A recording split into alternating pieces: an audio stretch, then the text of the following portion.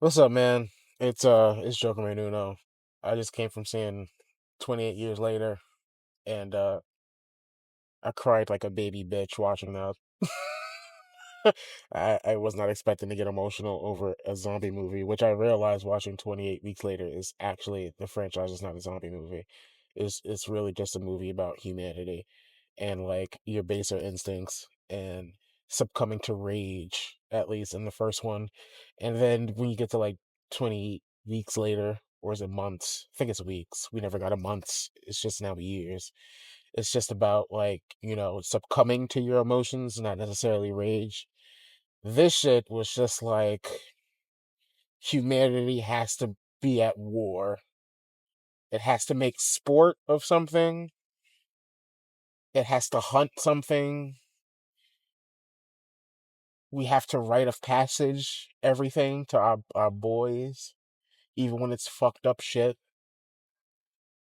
And then it's like a coming of age of just becoming a man and eventually having to come to the realization that you're gonna die, that your parents are gonna die, and you somehow have to make peace with that shit, which is fucked up for me because I'm literally going through that shit with my grandma, whose house I'm living in, and like trying to, because of that, trying to make memories with my mom while she's still here, while knowing I'm going to have to honor her after she passes, and then I'm going to have to worry about somebody else honoring me once it's my time to go.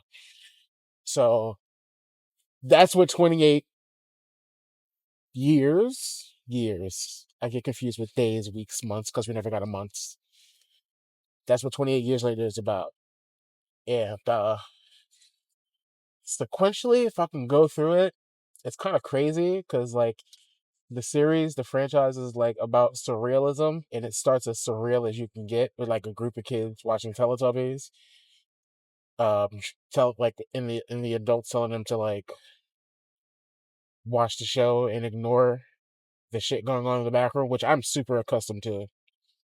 Like I grew up in front of a screen, and like several times it's been used as a shield to like keep me away from like outside evil or outside grown up shit, or just a TV put in front of my face as a distraction while real shit goes on in the other room.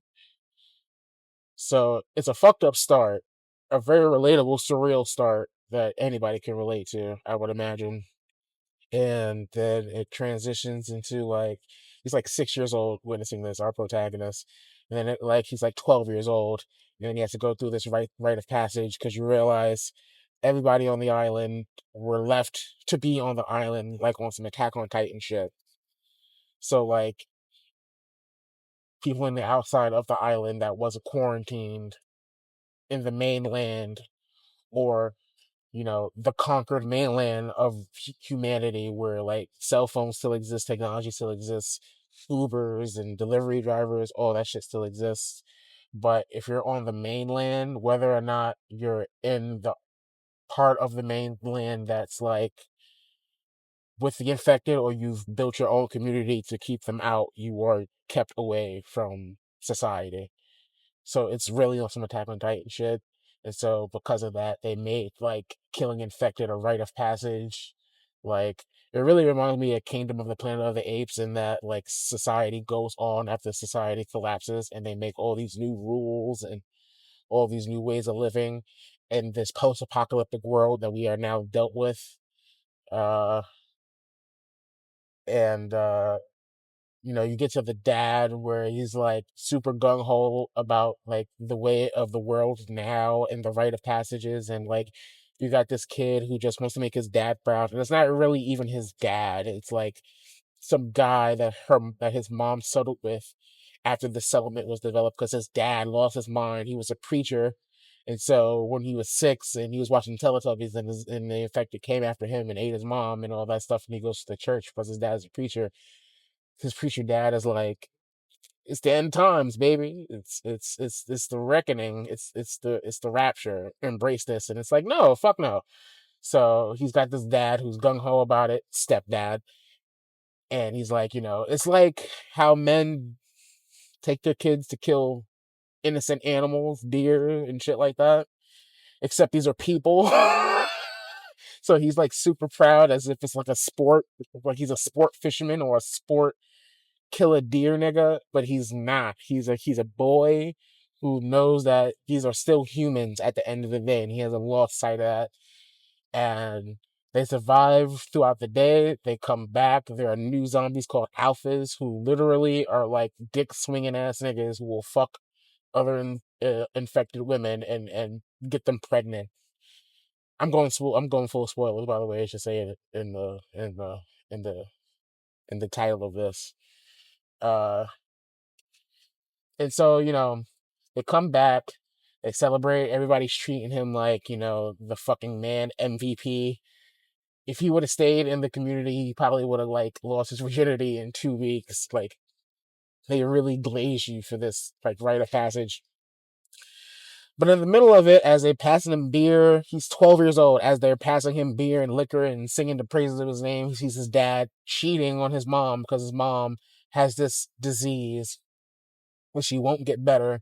And the dad really just doesn't give a shit about the family unit anymore.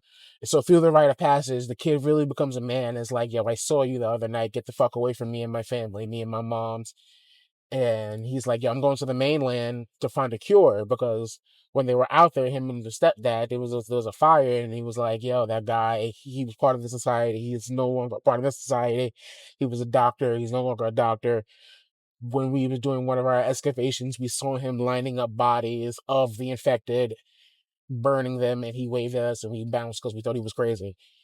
So they go to him through like all these trials and tribulations to get to him, and he's obviously not crazy. He's just figured out the same thing the kid has figured out, which is these are fucking people. They're not animals. Mind you, in between this, an infected who the alpha was fucking, who was pregnant, gives birth to a child who is not infected. So that shows you that they are legitimately people. And you see somebody from the mainland come in, has like the full army get up, has the gun, all that. So you know that there's a society outside of this island, which I hope they explore. I really hope that this kid becomes Aaron Yeager in some form or fashion, where he's just like, yo, the rest of humanity left us on this island to die, and we came up with all these weird customs, and now we're fucked, and now I'm coming after the rest of society for like sequestering us to this small island and saying, fuck you. That's really what I want to happen. This is supposed to be a trilogy of films, even though this movie is supposed to complete the trilogy of the 28 movies. There's like another sequel, another 2 movies that's going to come after this. And it really leads you to believe that there's going to be another movie because the way the shit wraps up is like, there's more to explore. But, yeah, the ending really fucked me up, man, because he finds the doctor. The doctor, like I said, he honors the infected. He builds a monument. That's why he was burning them. And he's like, yo, your mom has cancer, dog. We can't save her. I like, no matter what, we can't save her no matter what. So what I'm gonna do is take her out of her misery, sedate her, and bring back her fucking skull to go up with the rest of my monument. You pick the place she should be. And he puts her at the very top, facing the sunset. And if you could see my face when that scene was going on, I was literally like, oh, fuck, man, this is life, isn't it? So, yeah. Uh, Part of me wants to rate this a 4 out of 5, just because of how it hit me. I probably have to see it again. I'm going to letterbox this. You'll see the review in the description below. But, yeah, it was rough. It was rough on your boy. Uh, that's it. That's it. I just want to upload this super quick because I know people are going to be talking about it because it's box office weekend, and this weekend is like the weekend that matters the most and what people will do or the uploads. So if you're finding me because you want somebody to relate to, you're looking up videos because you saw it and you're obsessing over it during the weekend, please consider giving me a follow. Um, yeah. All right. That's it. Bye bye.